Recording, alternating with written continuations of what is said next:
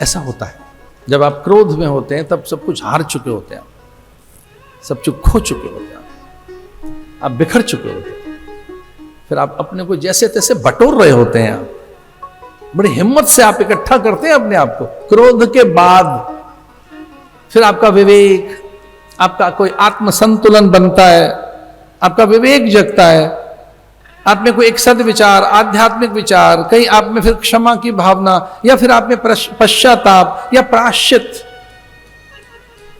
के भाव जगते हैं, आप पछताते हैं, फिर आप में प्रायश्चित का भाव जगता है कि चलो प्रायश्चित कर लें, तब कहीं आप सहज हो पाते हैं। रानी दौड़ी गई थी और रानी ने देखा था कि वो दृष्टि मिला नहीं पा रहा है, क्योंकि इतना बड़ा पाप करके आया था। रानी ने माथे से मुकुट उतारा तो समझ आ गया, सब स्मृति लौट आई। राजा के मुंह से निकला, धिक्कार है मुझे, धिक्कार है, ओह मुझे ठग लिया कलयुग ने, छल लिया। कली के आने पर सबसे बड़ा आक्रमण मेरे ऊपर किया कलयुग ने, कलयुग ने मुझ पर प्रहार किया, मुझे कलयुग ने जीत लिया और मैं हार गया। मैंने इस तरह से साधु का अपमान किया।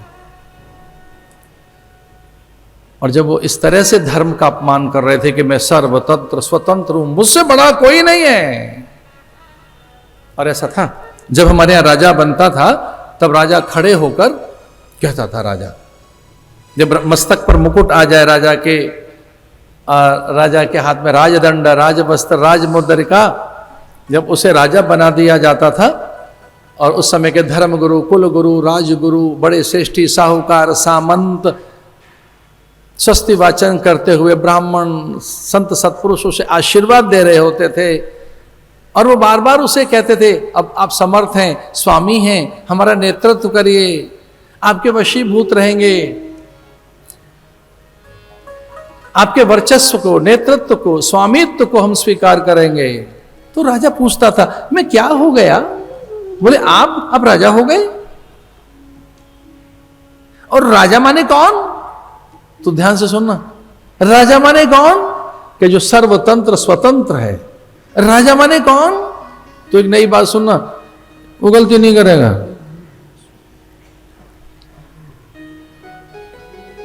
Boys is always right. अच्छा जी, अब हमेशा ही सही रहेंगे? You are always right. तो उसके मुंह से निकलता था, मैं सर्वतंत्र स्वतंत्र सबसे बड़ा, हाँ, और आप कौन है कि हम आपकी प्रजा, और फिर मैं कौन हूं कि आपके अधिकार, फिर आप दंड दे सकते हैं, और मेरे ऊपर कौन कि आपके ऊपर कोई नहीं, तो आप कौन कि मैं सर्वस्व। तो अचानक फिर धीरे से धर्मगुरु चलकर आते, राजा के माथे पर मुकुट रखा हुआ है और सुंदर सा जल छिड़कते उनके मस्तक पर और कहते, राजा तुझे धर्म दंड दे सकता है, राजा तुझे धर्म दंड दे सकता है, राजा तुझे धर्म दंड दे सकता है।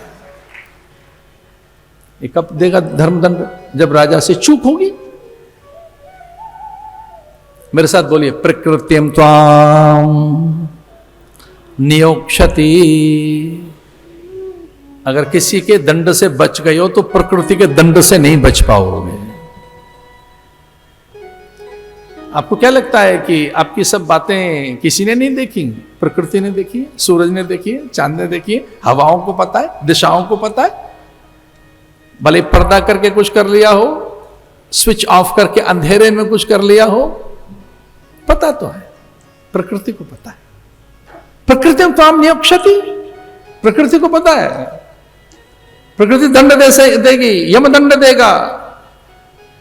और चलो एक नई बात सुनाते हैं, प्रकृति भी दंड कई बार नहीं देती, यम भी दंड नहीं देता कई बार।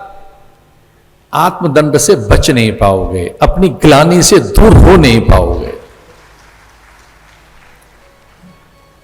प्रकृति क्यों दंड देगी? वो तो मां है, नहीं देती कई बार। प्रकृति नहीं देगी दंड आपको। प्रकृति में त्वाम नियोक्षति, वो देख रही है, हो सकता है दंड दे, यम दंड से नहीं बच पाओगे। हो सकता है यमराज आपको दंड दें, लेकिन यम दंड से भी बचने के बाद, प्रकृति के दंड से भी बचने के बाद, धर्म दंड से भी बचने के बाद एक चौथा दंड और है, एक चौथी सजा और है। वो खुद आप अपने आप को देते हैं, आप अपने को दंड देते हैं। ग्लानि, आपको तो पता है ना कि आपने क्या किया है। वो जो ग्लानि है उससे कैसे बचोगे? इसे राजा ने स्वीकार कर लिया कि रानी मुझे भूल हुई है, मैं अपने को सर्वतंत्र स्वतंत्र मानता रहा और मैंने धर्म को अधीन करने का प्रयास किया कि गुरु मेरे अधीन रहे। I am all in all. अब मैं गुरु को भी कह रहा हूं कि मेरे नीचे रहेगा, धर्म भी मेरे नीचे रहेगा, अब मैं प्रकृति पर भी शासन करूंगा। ये भूल करके आया हूं मैं, अक्षम्य अपराध किया है मैंने, यह अपराध क्षमा योग्य नहीं है। तो आइए सुनो, वो धर्मात्मा था, पुण्यात्मा था, सुकृत्य थे उसके पास, इसलिए उसे उसी समय स्वीकार कर लिया कि मुझसे भूल हुई है। और ये मैं आपसे बात कहना चाहता हूं कि अगर आपसे कोई भूल हो तो उसका परिमार्जन उसी समय करिए, उसी समय करिए।